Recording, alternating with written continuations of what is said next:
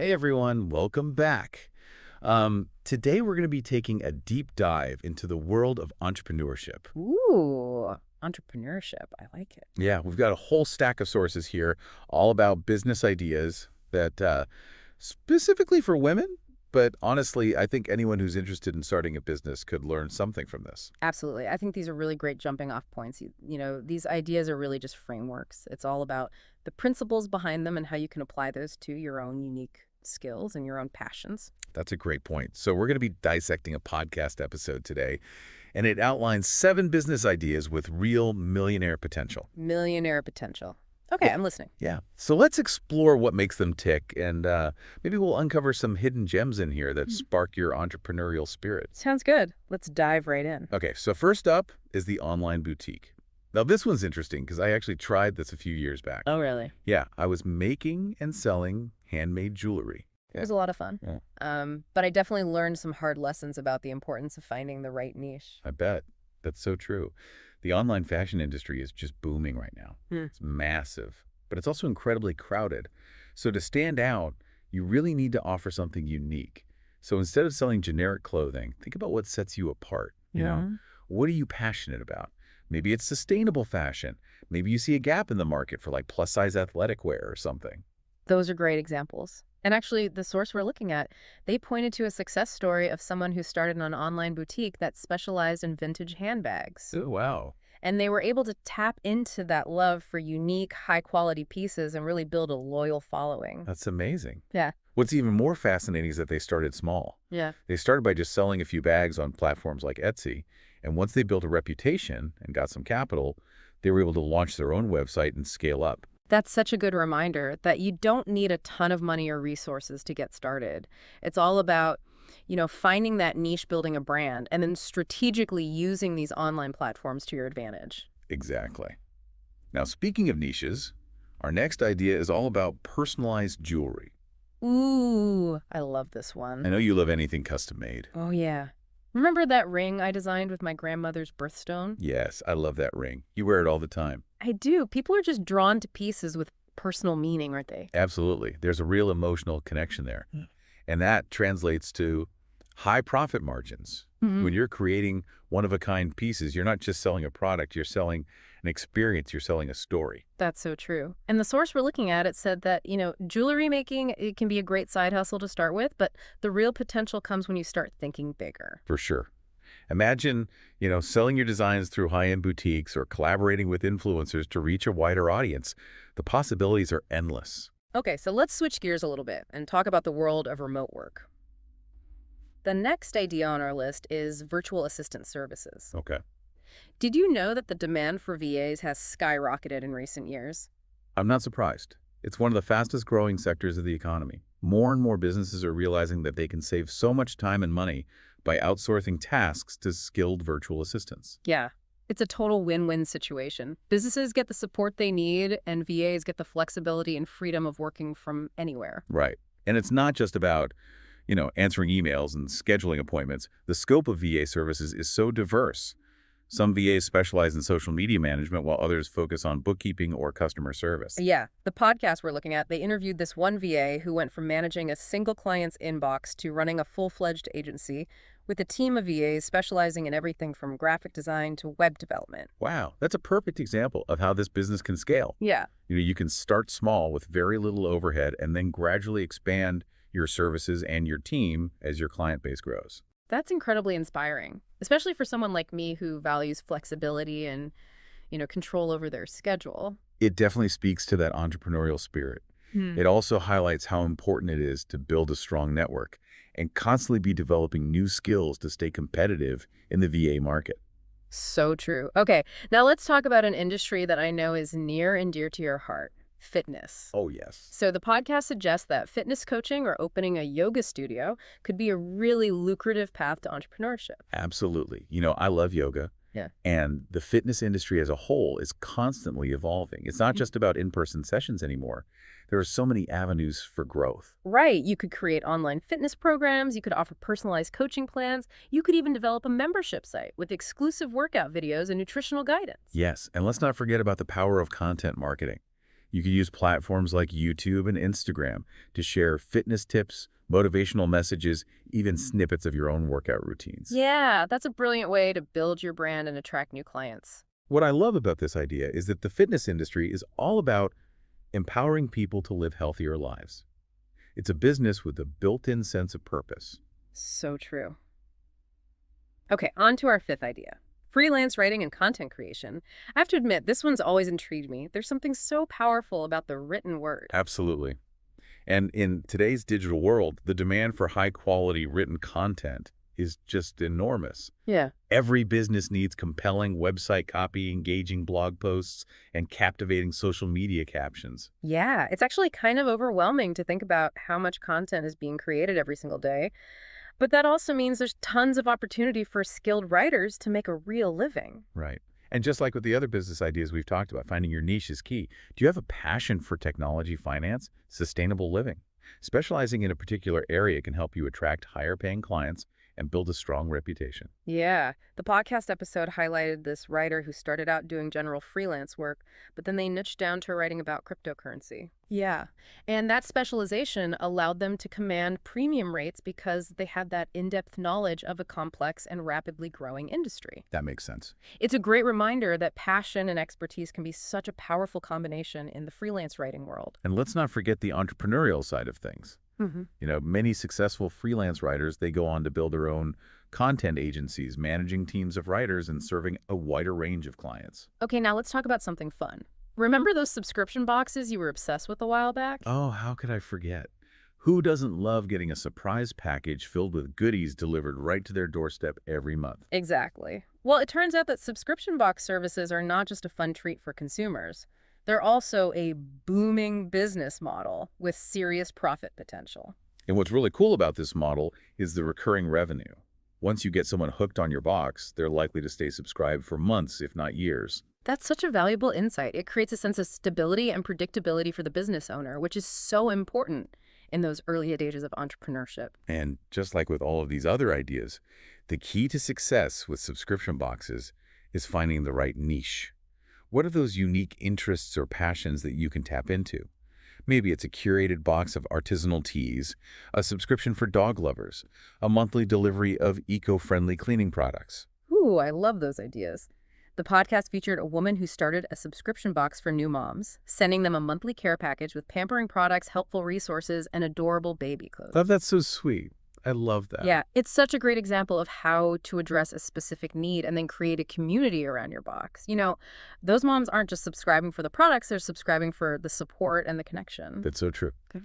Okay, last but not least, let's talk about social media management. Okay. Now, I know you're not exactly an influencer, Not quite. but this business goes way beyond just posting selfies and sponsored content. Yeah, social media is an essential part of any business's marketing strategy. But so many businesses struggle to keep up with the constantly changing algorithms and the demands of creating engaging content. And that's where a skilled social media manager comes in. They're the ones behind the scenes, crafting those perfect captions, scheduling posts, running ads, analyzing data to optimize results. And there's a huge demand for these skills. Businesses are willing to pay top dollar for someone who can help them grow their audience, build brand awareness, and ultimately drive sales through social media. Absolutely. The podcast episode interviewed this young entrepreneur who started their social media management business right out of college, and they quickly built a client base by offering affordable packages and focusing on a specific niche social media marketing for local restaurants. That's really smart. Yeah, it was. By specializing, they were able to really demonstrate their expertise and attract clients who were looking for exactly what they offered.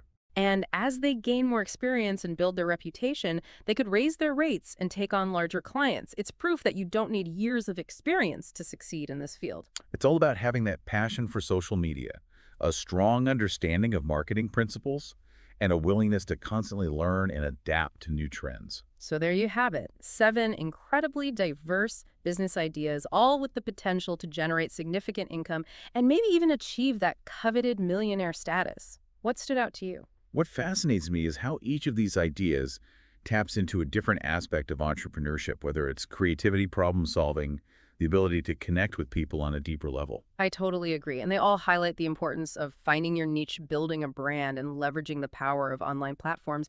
But there's so much more to unpack here, right? We need to dive deeper into the nitty-gritty of actually turning these ideas into sustainable businesses. Absolutely.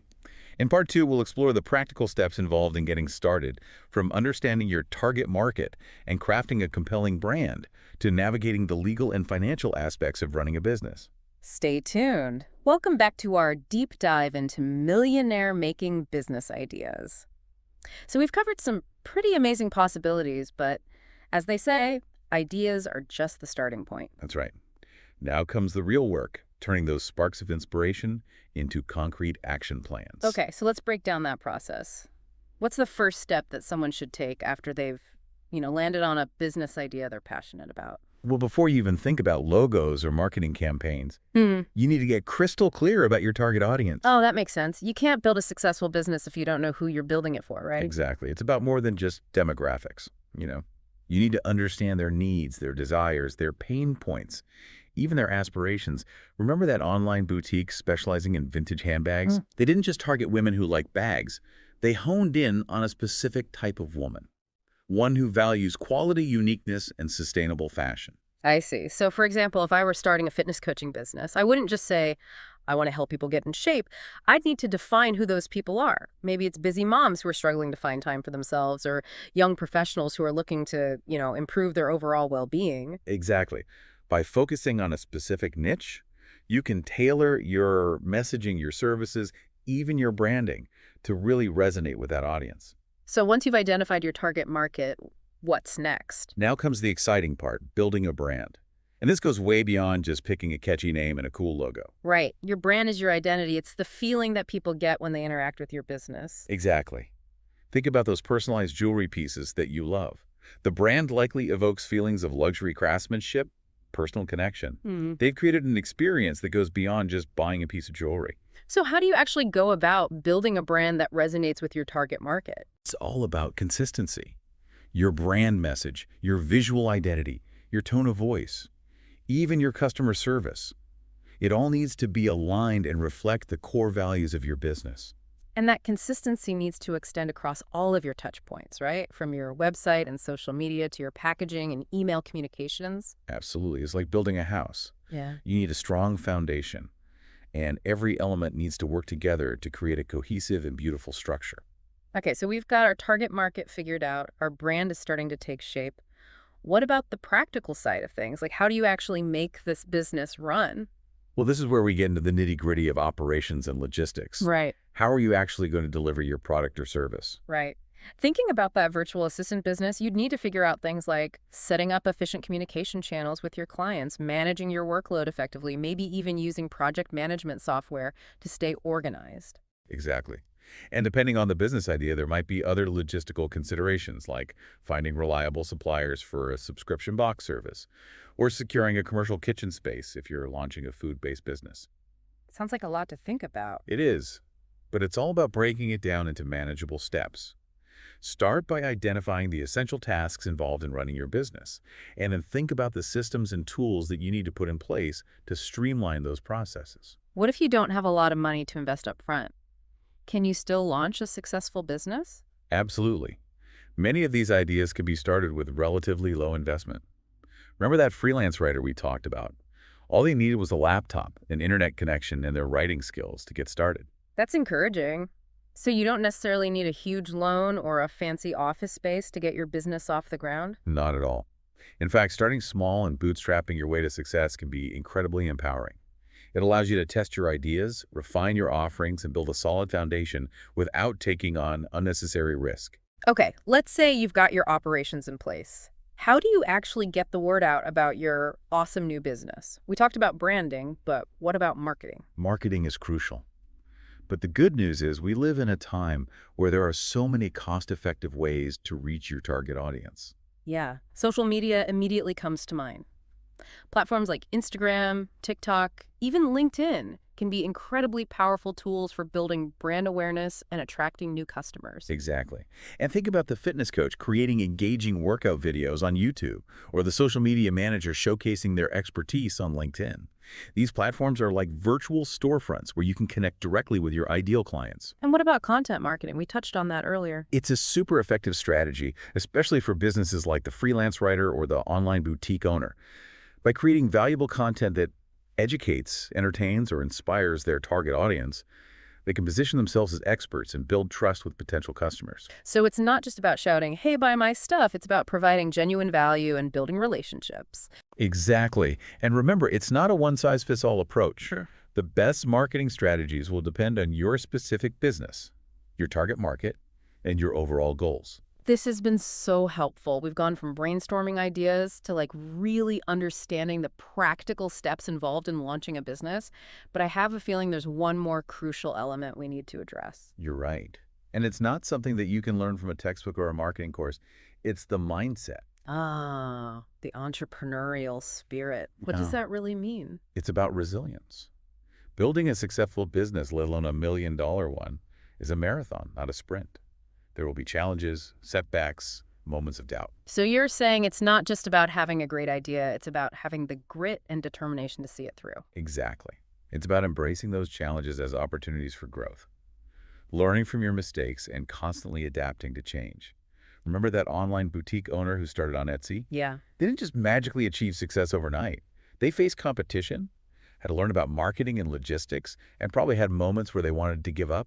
I'm sure there were times when they felt overwhelmed or discouraged, but they pushed through those challenges and kept going. That's what sets successful entrepreneurs apart. They have that unwavering belief in themselves and their vision. They're not afraid to take risks. They're constantly learning and evolving, and they're always looking for ways to improve. So it's as much about personal growth as it is about business acumen. Absolutely. And it's about surrounding yourself with the right people.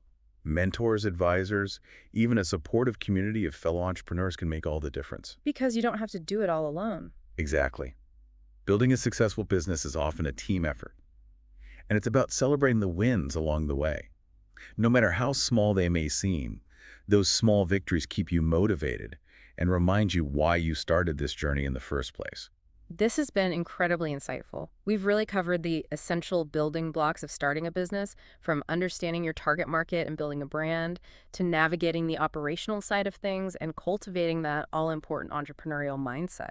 It's been a fascinating journey so far, but we're not done yet. In the final part, we'll delve into the strategies for scaling these businesses and explore what it really takes to achieve that coveted millionaire status. Stay tuned. Welcome back. So we've explored some incredible business ideas and we've learned the ropes of getting started. But now let's talk about scaling these ventures to hit that $1 million mark. It's exciting to think about the possibilities. Scaling is all about expanding your reach and taking your business to that next level. It's about creating something that can thrive and grow beyond your initial efforts. So how do we actually make that happen? What are the key strategies for scaling a business? Well, one powerful approach is leveraging the power of online platforms. Remember those online boutiques we talked about? They're a prime example of ventures that can be scaled rapidly online. So instead of just selling to your local community, you can reach a global audience through your website and social media. Exactly. And it's not just about expanding your reach. You can also use these platforms to gather valuable data about your customers, their preferences, their buying habits. That information can help you refine your offerings and create really targeted marketing campaigns that resonate. And what about the freelance writer? How can they use online platforms to scale their business? Well, building a strong online presence is key. They can create a professional website to showcase their portfolio, connect with potential clients on LinkedIn, even use platforms like Upwork or Fiverr to find new opportunities. It sounds like a lot of these businesses can really benefit from having a strong online presence regardless of their niche. Absolutely. But scaling isn't just about online strategies. Remember that fitness coach we discussed? Yeah. They could scale their business by creating online courses and digital products, reaching a far wider audience than they ever could with in-person sessions alone. That's a great point. It's a way to diversify your income streams. Instead of relying solely on one-on-one coaching, they're creating these passive income streams that can generate revenue even while they're sleeping. Exactly. And think about that subscription box service. They could introduce different tiers of subscriptions, offer limited edition boxes, or even partner with other businesses to create exclusive bundles. So it's about finding those creative ways to add value and expand your product line without necessarily having to reinvent the wheel. Precisely. And speaking of partnerships, Strategic collaborations can be a real game changer when it comes to scaling. Think about the personalized jewelry business. Imagine if they partnered with wedding planners or event organizers to offer their pieces as unique gifts for special occasions. Or that social media manager we talked about. They could partner with graphic designers, web developers, other marketing agencies to offer a wider range of services to their clients. Exactly. It's about leveraging each other's strengths and expertise to create a truly comprehensive offering. This is also inspiring. But I'm wondering, as a business starts to grow and expand, does it become harder to maintain that personal touch that initially attracted customers? That's a great question. And it's one that a lot of entrepreneurs grapple with as they scale their businesses. The key is to find ways to automate tasks without sacrificing the quality of your products or services. So, for example, that online boutique owner could invest in email marketing software to automate their welcome sequences and promotional campaigns, freeing up their time to focus on building relationships with their customers and sourcing unique products. Exactly. And remember that virtual assistant business, they could create standardized processes and training materials for their team, ensuring that every client receives the same high level of service, even as the business expands. It seems like there's a delicate balance between automating tasks to improve efficiency and maintaining that human connection that makes a business feel special. You're right. And it's something that every business owner needs to be mindful of as they grow. But remember, technology can be a powerful tool for connection as well. Think about the fitness coach using live streaming platforms to engage with their clients in real time, or the jewelry maker hosting virtual trunk shows to showcase their latest creations. Those are fantastic examples. It's about using technology in a way that enhances the customer experience, not replaces it. Now, as we wrap up our deep dive, I want to emphasize that achieving millionaire status is not just about the money. It's about building a business that you're passionate about, that aligns with your values, and that makes a positive impact on the world. It's about finding that sweet spot where your passion, your purpose, and your profit all intersect. Exactly. When you're genuinely excited about what you're doing, the hard work doesn't feel so hard, and the challenges become opportunities for growth and learning. And remember, the journey of building a successful business is a marathon, not a sprint. It Mhm. takes time, dedication, and a willingness to constantly adapt and evolve, but it's also incredibly rewarding, both personally and financially. This has been such an incredible exploration. We started with those initial sparks of inspiration, and we went through the steps of turning those ideas into concrete action plans, learned about the practicalities of running a business, and explored strategies for scaling to achieve that millionaire potential. What a journey. It's been amazing to see how those initial ideas have blossomed into something truly tangible. And it all starts with that first step. So if you're feeling inspired, don't wait. Take action, embrace the challenges, and never stop learning and growing. That's a fantastic note to end on. And that's a wrap on our deep dive into millionaire-making business ideas. We hope you found this exploration insightful and motivating. Until next time, keep those entrepreneurial dreams alive.